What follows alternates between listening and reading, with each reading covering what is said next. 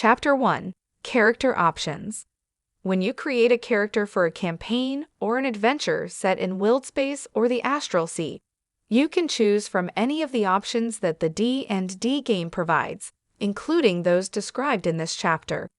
As always, you should check with your DM before creating a character to make sure the options you prefer are available. Backgrounds. The following backgrounds are good choices for first-level characters who have strong ties to the astral plane. Astral Traveler. For longer than you can remember, you have traversed the Astral Sea. There, you experienced firsthand the wonders of the Silver Void. You stopped aging and no longer felt hunger or thirst. Driven by wanderlust, you drifted from one part of the Astral Sea to another, like a mote of dust on the wind. You have lost count of the decades that have passed since you arrived here. In your travels, you have camped on the petrified hulks of dead gods and narrowly escaped the psychic winds that sweep across the Astral Sea, while also avoiding prolonged contact with the plane's most dangerous denizens. Skill proficiencies: Insight, Religion. Languages: 2 of your choice, Celestial or Gith recommended. Equipment: a set of traveler's clothes, a diary, an ink pen, a bottle of ink, and a pouch containing 10 gold pieces. Longevity: you are 26 years older than you look, because you have spent that much time in the Astral Sea without aging. Feature: Divine Contact. You gain the Magic Initiate feat from the player's handbook, and must choose Cleric for the feat. In the Astral Sea, you crossed paths with a wandering deity. The encounter was brief and nonviolent, yet it made a lasting impression on you. This deity saw fit to share one secret or obscure bit of cosmic lore with you. Work with your DM to determine the details of this knowledge and its impact on the campaign. Roll on the Divine Contact table to determine which deity you encountered, or work with your DM to identify a more suitable choice. Divine Contact table for use with a D10. 1. Corellon, God of Art and Magic, Chaotic Good. 2. Timora, God of Good Fortune, Chaotic Good. 3. Farlangen, God of Horizons and Travel, Neutral Good. 4. Istis, God of Fate and Destiny, Neutral. 5. Nada, God of War and Warriors, Neutral. 6. Zivalin, God of Wisdom, Neutral. 7. Aran, God of Life and Death, Neutral Evil. 8. Hecate, God of Magic and Moons, Chaotic Evil. 9. Celestian, God of Stars and Wanderers, Neutral. 10. Ptah, God of Knowledge and Secrets, Lawful Neutral. Willed Spacer. You were raised in the void of Willed Space, home to asteroid miners, moon farmers, and other hardy folk. Perhaps you grew up in a far-flung settlement, such as the Rock of Bral, described in Chapter 3, or you spent your early years on the crew of a spelljamming ship, performing helpful chores such as swabbing the deck, loading and offloading cargo, and scraping barnacles off the hull. Whatever your history, life in Willed Space has toughened you so well that you are as brave as a miniature giant space hamster when it comes to facing the terrors and other challenges of the airless night. Skill proficiencies: Athletics, Survival. Tool proficiencies: Navigator's tools, vehicles, space. Equipment: a belaying pin, club, a set of traveler's clothes, a grappling hook, 50 feet of hempen rope, and a pouch containing 10 gold. Close Encounter table for use with a D10. 1. Beholder. 2. Cosmic Horror. 3. Fair. 4. Lunar Dragon. 5. Mind Flayer. 6. Nethalgu. 7. Neogi. 8. Space Clown. 9. Vampirate. 10. Void Scaver. Feature: Willed Space Adaptation. You gain the tough feat from the player's handbook. In addition, you learned how to adapt to zero gravity. Being weightless doesn't give you disadvantage on any of your melee attack rolls. See Weightlessness in Chapter 2. Races. This chapter describes 6 race options available to players with the DM's consent. Astral Elf, an elf denizen of the astral plane who is possibly hundreds of years old. Autognome, a mechanical gnome who has free will. Gif, a hippo-headed being of impressive size. Hadozi, a simian being who adapts well to the hazards of willed space. Plasmoid, an amoeba-like person. 3 Kreen, a telepathic, insectile being. Githyanki are natives of the astral plane. If you want to play one, the Githyanki race option is presented in Monsters of the Multiverse. Creating your character. When you create your D&D character, you decide whether your character is a member of the human race or one of the game's fantastical races, which include the races presented in this chapter. If you create a character using a race option presented here, follow these additional rules during character creation. Ability score increases. When determining your character's ability scores, increase one of those scores by 2 and increase a different score by 1, or increase 3 different scores by 1. Follow this rule regardless of the method you use to determine the scores, such as rolling or point buy. The Quick Build section for your character's class offers suggestions on which scores to increase. You're free to follow those suggestions or to ignore them. Whichever scores you decide to increase, none of the scores can be raised above 20. Language. Your character can speak, read, and write common and one other language that you and your DM agree is appropriate for the character. The Player's Handbook offers a list of widespread languages to choose from. The DM is free to add or remove languages from that list for a particular campaign. Creature type. Every creature in D&D, including every player character, has a special tag in the rules that identifies the type of creature they are. Most player characters are of the humanoid type. The race option presented here tells you what your character's creature type is.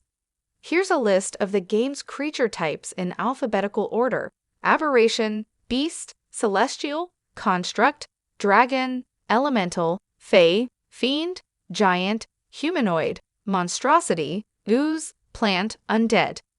These types don't have rules themselves, but some rules in the game affect creatures of certain types in different ways. For example, the text of the Cure Wounds spell specifies that the spell doesn't work on a creature that has the construct type. The autognome, described later in this chapter, is a noteworthy exception because of its healing machine trait. Lifespan. The typical lifespan of a player character in the D&D multiverse is about a century, assuming the character doesn't meet a violent end on an adventure. Members of some races, such as dwarves and elves, can live for centuries, a fact noted in the description of the race in question. Height and weight. Player characters, regardless of race, typically fall into the same ranges of height and weight that humans have in our world. If you'd like to determine your character's height or weight randomly, consult the random height and weight table in the Player's Handbook, and choose the row in the table that best represents the build you imagine for your character. Astral Elf. Long ago, groups of elves ventured from the Feywild to the astral plane to be closer to their gods. Life in the Silver Void has imbued their souls with a spark of divine light. That light manifests as a starry gleam in an astral elf's eyes. Because nothing ages on the astral plane, astral elves who inhabit that plane can be very old, and their longevity gives them an unusual perspective on the passage of time. Some are prone to melancholy, while others might display an absence of feeling. Many look for creative ways to occupy themselves. Whether they choose to live in quiet contemplation or strike out to explore the reaches of the multiverse, astral elves tend to see things through the lens of time as having little or no meaning to them. Astral elves who don't dwell on the astral plane can live to be more than 750 years old. Astral elf traits. You have the following racial traits. Creature type. You are a humanoid. You are also considered an elf for any prerequisite or effect that requires you to be an elf. Size. You are medium. Speed. Your walking speed is 30 feet. Astral fire. You know one of the following cantrips of your choice: dancing lights, light, or sacred flame. Intelligence, wisdom, or charisma is your spellcasting ability for it. Choose when you select this race. Dark vision. You can see in dim light within 60 feet of yourself as if it were bright light, and in darkness as if it were dim light. You discern colors in that darkness only as shades of gray. Fey ancestry. You have advantage on saving throws you make to avoid or end the charmed condition on yourself. Keen senses. You have proficiency in the perception skill. Starlight step. As a bonus action, you can magically teleport up to 30 feet to an unoccupied space you can see.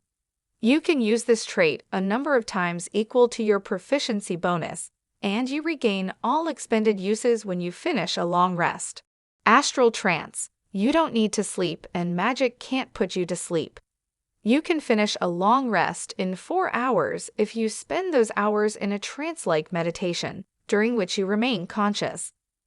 Whenever you finish this trance, you gain proficiency in one skill of your choice, and with one weapon or tool of your choice, selected from the player's handbook. You mystically acquire these proficiencies by drawing them from shared elven memory and the experiences of entities on the astral plane, and you retain them until you finish your next long rest. Autognome. Autognomes are mechanical beings built by rock gnomes. Sometimes, because of a malfunction or a unique circumstance, an autognome becomes separated from its creator and strikes out on its own. An autognome bears a resemblance to its creator, and most autognomes are programmed to speak and understand Gnomish. The internal components used in an autognome's manufacture can vary wildly. One autognome might have an actual beating heart in its chest cavity, while another might be powered by stardust or intricate clockwork gears. Roll on the autognome history table, or choose an entry that you like to identify what event set you on the path to adventure. If nothing on the table appeals to you, work with your DM to create an origin story for your character. Like gnomes, autognomes can live for centuries, typically up to 500 years. Autognome history table, for use with a D6. 1. Your creator gave you autonomy and urged you to follow your dreams. 2. Your creator died, leaving you to fend for yourself.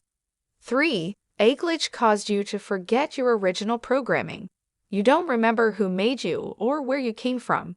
4. You didn't like how you were being treated by your creator, so you ran away from home. 5. You were built to complete a special mission. 6. You felt trapped in the role for which you were built and abandoned your creator, determined to find a greater purpose. Autognome traits. You have the following racial traits. Creature type. You are a construct. Size. You are small. Speed. Your walking speed is 30 feet. Armored casing. You are encased in thin metal or some other durable material. While you aren't wearing armor, your base armor class is 13 plus your dexterity modifier. Built for success. You can add a 4-to-1 attack roll, ability check, or saving throw you make, and you can do so after seeing the D20 roll, but before the effects of the roll are resolved. You can use this trait a number of times equal to your proficiency bonus, and you regain all expended uses when you finish a long rest. Healing machine. If the mending spell is cast on you, you can spend a hit die, roll it, and regain a number of hit points equal to the roll plus your constitution modifier, minimum of 1 hit point. In addition, your creator designed you to benefit from several spells that preserve life, but that normally don't affect constructs.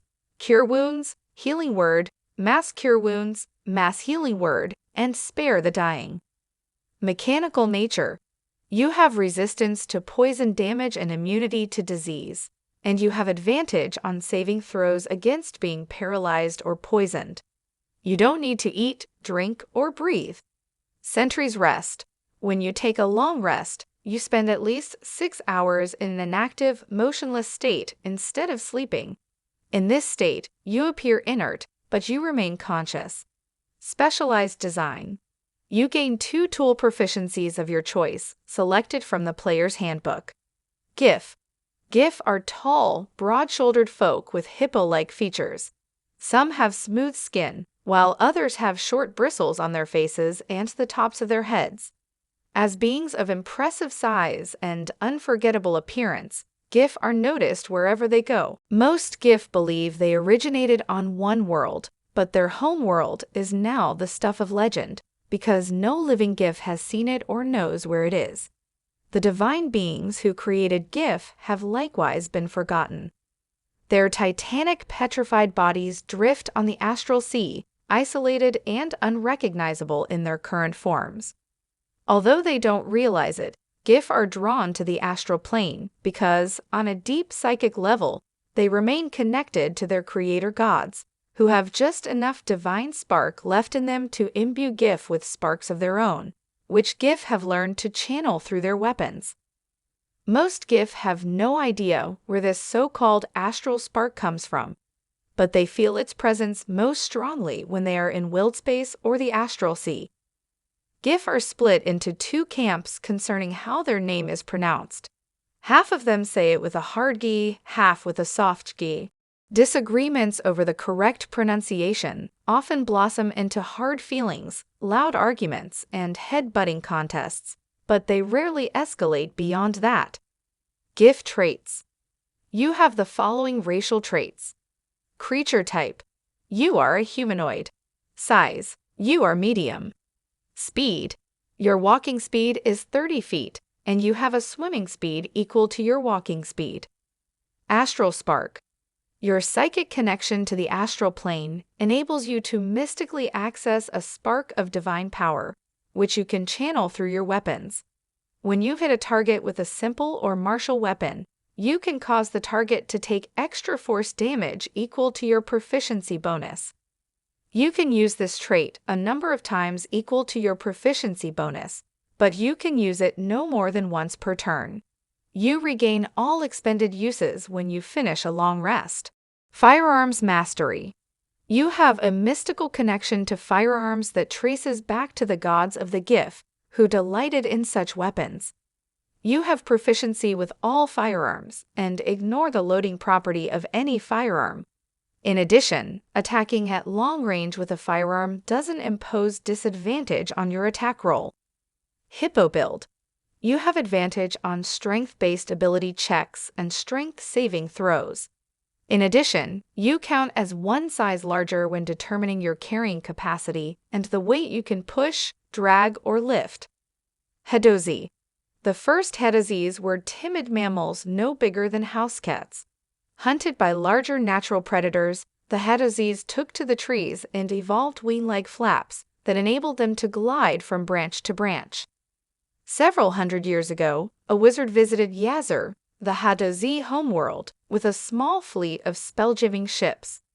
Under the wizard's direction, apprentices laid magic traps and captured dozens of Hadozis. The wizard fed the captives an experimental elixir that enlarged them and turned them into sapient bipedal beings. The elixir had the side effect of intensifying the Hadozis' panic response, making them more resilient when harmed. The wizard's plan was to create an army of enhanced Hadozi warriors for sale to the highest bidder. But instead, the wizard's apprentices grew fond of the Hadozis and helped them escape. The apprentices and the Hadozis were forced to kill the wizard, after which they fled, taking with them all remaining vials of the wizard's experimental elixir. With the help of their liberators, the Hadozis returned to their homeworld and used the elixir to create more of their kind. In time, all Hadozi newborns came to possess the traits of the enhanced Hadozis. Then, centuries ago, Hadozis took to the stars, leaving Yazur's fearsome predators behind. In addition to being natural climbers, Hadozis have feet that are as dexterous as their hands, even to the extent of having opposable thumbs. Membranes of skin hang loosely from their arms and legs. When stretched taut, these membranes enable Hadozis to glide. Hadozis wrap these wings around themselves to keep warm. Hadozi traits. You have the following racial traits. Creature type. You are a humanoid. Size. You are medium or small. You choose the size when you select this race. Speed. Your walking speed is 30 feet, and you have a climbing speed equal to your walking speed. Dexterous feat. As a bonus action, you can use your feet to manipulate an object, open or close a door or container, or pick up or set down a tiny object. Glide. If you are not incapacitated or wearing heavy armor, you can extend your skin membranes and glide. When you do so, you can perform the following aerial maneuvers. You can move up to 5 feet horizontally for every 1 foot you descend in the air, at no movement cost to you. When you would take damage from a fall, you can use your reaction to reduce the fall's damage to 0. Hadozi resilience. The magic that runs in your veins heightens your natural defenses. When you take damage, you can use your reaction to roll a d6. Add your proficiency bonus to the number rolled, and reduce the damage you take by an amount equal to that total minimum of 0 damage. You can use this trait a number of times equal to your proficiency bonus. You regain all expended uses when you finish a long rest. Plasmoid. Plasmoids are amorphous beings with no typical shape. In the presence of other folk, they often adopt a similar shape, but there's little chance of mistaking a plasmoid for anything else. They consume food by osmosis, the way an amoeba does, and excrete waste through tiny pores. They breathe by absorbing oxygen through another set of pores, and their limbs are strong and flexible enough to grasp and manipulate weapons and tools. Although most plasmoids are translucent gray, they can alter their color and translucence by absorbing dyes through their pores. Plasmoids don't have internal organs of the usual sort. Their bodies are composed of cells, fibers, plasma-like ooze, and clusters of nerves.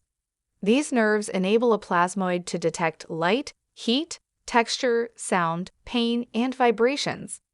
Plasmoids can stiffen the outer layers of their bodies to maintain a human-like shape, so they can wear clothing and accessories. They speak by forcing air out of tubular cavities that constrict to produce sound. When plasmoids sleep, they lose their rigidity and spread out, and are thus sometimes mistaken for a rock or some other feature of the environment. Plasmoid traits. You have the following racial traits. Creature type. You are an ooze. Size. You are medium or small. You choose the size when you select this race. Speed. Your walking speed is 30 feet. Amorphous. You can squeeze through a space as narrow as 1 inch wide, provided you are wearing and carrying nothing. You have advantage on ability checks you make to initiate or escape a grapple. Dark vision. You can see in dim light within 60 feet of yourself as if it were bright light, and in darkness as if it were dim light. You discern colors in that darkness only as shades of gray. Hold breath. You can hold your breath for 1 hour. Natural resilience. You have resistance to acid and poison damage, and you have advantage on saving throws against being poisoned. Shape self. As an action, you can reshape your body to give yourself a head, 1 or 2 arms, 1 or 2 legs, and makeshift hands and feet, or you can revert to a limbless blob. While you have a human-like shape, you can wear clothing and armor made for a humanoid of your size. As a bonus action, you can extrude a pseudopod that is up to 6 inches wide and 10 feet long or reabsorb it into your body. As part of the same bonus action, you can use this pseudopod to manipulate an object, open or close a door or container, or pick up or set down a tiny object. The pseudopod contains no sensory organs and can attack, activate magic items, or lift more than 10 pounds. 3 Kreen. 3 Kreen have insectile features and 2 pairs of arms. Their bodies are encased in protective chitin. They can alter the coloration of this carapace to blend in with their natural surroundings. Although 3 Kreen don't sleep, they do require periods of inactivity to revitalize themselves. During these periods, they are fully aware of what's happening around them. 3 Kreen speak by clacking their mandibles and waving their antennae, indicating to other 3 Kreen what they are thinking and feeling. Other creatures find this method of communication difficult to interpret and impossible to duplicate. To interact with other folk, 3 Kreen rely on a form of telepathy.